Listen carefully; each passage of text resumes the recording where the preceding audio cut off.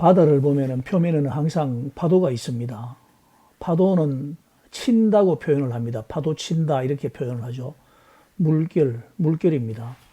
올라갔다 내려갔다 하고 방향도 이리저리 바람에 따라 바뀝니다. 때로는 폭풍처럼 요동을 치기도 합니다. 하지만 바다 깊은 곳에는 파도보다 훨씬 더 중요한 것이 있습니다. 바로 해류입니다. 해류. 해류는 영어로 커런트라고 합니다. 이 해류는 수천 킬로미터를 이동하며 대륙과 대륙 사이를 흐릅니다. 걸프 스트림 같은 해류는 유럽의 기후까지 바꾸어 버립니다. 파도는 바다의 표면이지만 해류는 바다의 깊은 곳의 방향입니다. 얼마 전 제가 영화 빠삐용 이야기를 영상에 올린 적이 있습니다. 프랑스령 기아나 제도의 무인도에서 빠삐용이 파도를 관찰하다가 코코넛 자루를 타고 섬을 벗어나는 이야기였습니다. 그런데 어떤 분들은 제가 비트코인을 팔고 탈출하는 이야기로 이해를 하시더라고요.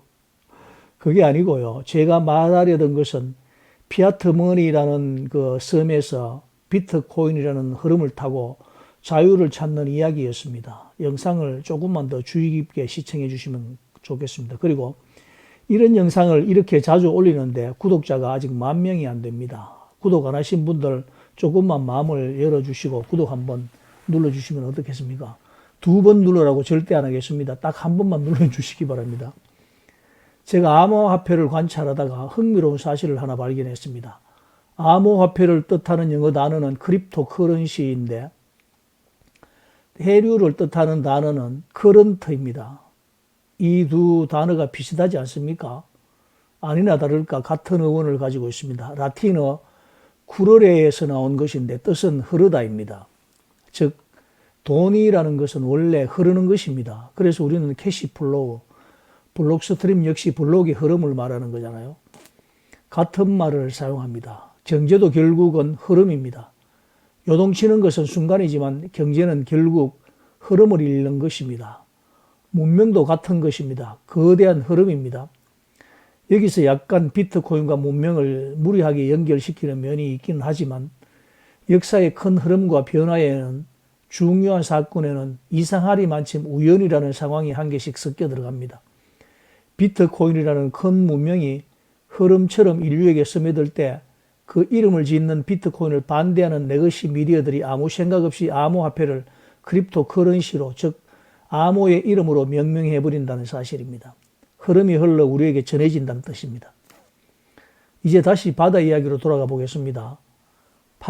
바다 이야기. 예전에 그 사행성 오락실 바다 이야기가 아닙니다.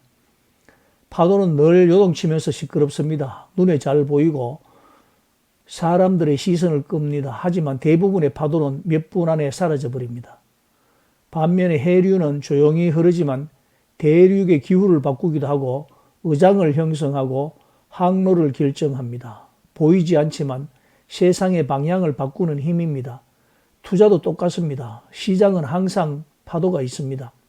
가격 상승이 있고 가격 폭락이 있고 뉴스가 있고 공포가 있으며 탐욕이 있습니다. 이 모든 것은 파도입니다. 그래서 사람들은 파도에 반응을 합니다. 오르면 흥분하고 매수를 합니다. 떨어지면 공포에 매도하고 시장을 떠나버립니다. 하지만 진짜 투자자는 파도를 보지 않습니다. 해류를 봅니다. 왜냐하면 파도는 가격이고 해류는 방향이기 때문입니다. 단기 변동성에서 오는 판단 미스는 손실을 기록할 수 있습니다. 그러나 파도 차기를 잘하는 사람들도 있습니다. 단기 변동성을 이용해서 큰 수익을 올리는 사람들도 분명히 있다는 말이죠. 하지만 장기적인 흐름을 잘못 읽는 실수는 우리의 미래를 위협하고 더 나아가서 우리의 생존에까지 영향을 줄 수가 있습니다. 역사를 보면 큰 변화는 항상 흐름의 변화였습니다. 마차에서 자동차로, 필름 카메라에서 디지털 카메라로, 오프라인에서 인터넷으로 이 변화들은 하루 뉴스로 나타났다가 사라지는 파도가 아니었습니다. 조용하지만 거대한 해류 같은 변화였습니다. 그렇다면 지금 우리 시대의 해류는 무엇일까요? 인공지능 AI라는 정보의 흐름, 그리고 전기 에너지를 기반으로 한 데이터의 흐름, 그리고 비트코인이라는 금융의 흐름입니다. 하지만 많은 사람들은 여전히 파도를 보고 있습니다. 비트코인이 오늘 올랐다 내일 떨어졌다 이런 이야기만 합니다. 그래서 저는 이렇게 질문을 하고 싶습니다.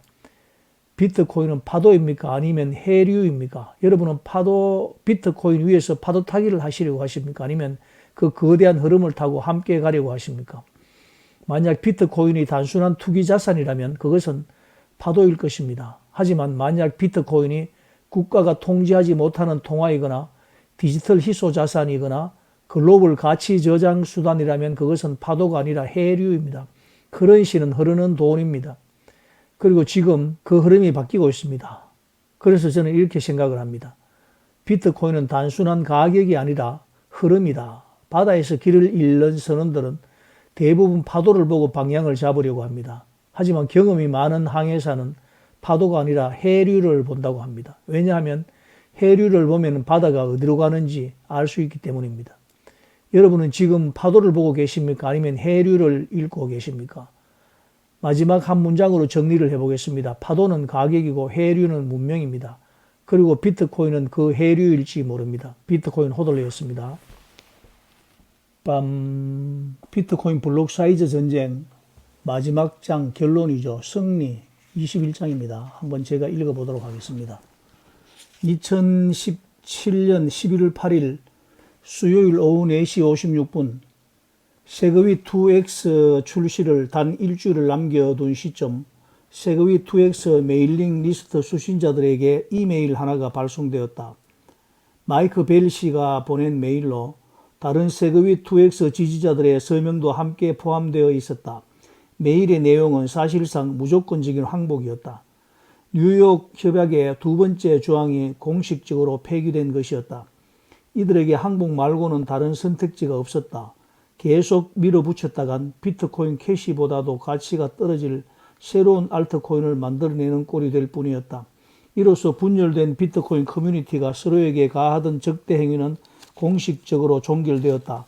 블록 사이즈 전쟁이 끝난 것이었다.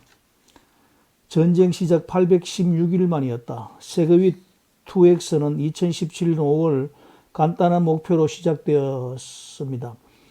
그것은 블록 크기를 늘리고 비트코인의 확장성을 개선하는 것이었습니다. 이미 당시에도 3년 동안의 논쟁이 격렬히 이어지고 있었고 세그위에서는 겨우 30%의 채굴자들의 지지를 얻고 있었습니다. 비트코인은 위기에 처해 있었습니다. 하지만 뉴욕 협약을 통해 세그윗 활성화라는 첫 번째 목표가 달성되었고 교착 상태가 해소되었습니다. 이후 우리는 2MB 블록 크기 증가라는 두 번째 목표에 집중해 왔습니다. 우리의 목표는 언제나 비트코인에 대한 원활한 업그레이드를 이루는 것이었습니다. 블록 크기가 더 커야 한다는 생각은 지금도 변함없지만 그보다 더 중요한 것이 있습니다. 바로 커뮤니티를 하나로 유지하는 것입니다. 아쉽지만 하드포크로 깔끔하게 블록 크기를 증가시키기 위해 커뮤니티에 충분한 합의를 이끌어내지 못했음이 명백해졌습니다. 이 길을 계속 고집한다면 커뮤니티는 분열되고 이는 비트코인의 성장에 커다란 장애물이 될 것입니다. 세그위 2X의 목표는 결코 이런 것이 아닙니다. 세그위 2X에 건설적으로 참여해 주신 모든 분께 감사를 표합니다. 찬성했던 반대했던 여러분의 노력이 비트코인을 더 멋지고 위대하게 만들어가고 있습니다. 비트코인은 인류 역사상 가장 뛰어난 돈이며 우리는 비트코인의 성장을 촉진하고 보호하는 데 헌신할 것입니다. 이렇게 비트코인 XT, 비트코인 클래식, BU의 실패에 이어 BTC1 프로젝트마저 공식적으로 막을 내리면서 전쟁이 마침내 종결되었다. 빅블로커들은 모든 기력을 소진했다. 그들이 밀어붙였던 방식은 통하지 않았고 새로운 논란을 일으키며 또 다른 하드포크를 시작하려는 사람도 더 이상 없었다. 2년 넘게 이어진 격렬한 전쟁 끝에 스몰 블로커들이 결국 승리의 깃발을 꽂았다. 그들은 단순히 블록 사이즈 논쟁에서만 승리한 것이 아니라 비트코인의 규칙을 변경하는 방식 자체에 대한 중요한 원칙을 확립했다. 장막 뒤에 모인 몇몇 기업들이 자본을 동원하고 몇 차례 회의를 거친다고 해서 비트코인이 변하는 것이 아니라는 사실이 증명되었다. 채굴자들 역시 비트코인의 규칙을 마음대로 바꿀 수는 없었다. 비트코인의 규칙을 변경하고 싶다면 뛰어난 기술보다 사용자를 먼저 설득하고 이들의 지지를 얻는 것, 즉 심리적 노력부터 기울여야 한다는 점을 모두가 깨닫게 되었다. 최종 결정권을 가진 것은 비트코인 사용자들이며 이 점이 비트코인을 독특하고 매력적인 금융 주권 도구로 만드는 핵심 요소이다. 스몰 블로커들이 주장했던 최종 결정권을 가진 것은 비트코인 사용자들이며 이 점이 비트코인을 독특하고 매력적인 금융 주권 도구로 만드는 핵심 요소이다. 스몰 블로커들이 주장했던 규칙은 사용자들이 결정한다는 UASF 내러티브는 마침내 승리로 귀결되었다.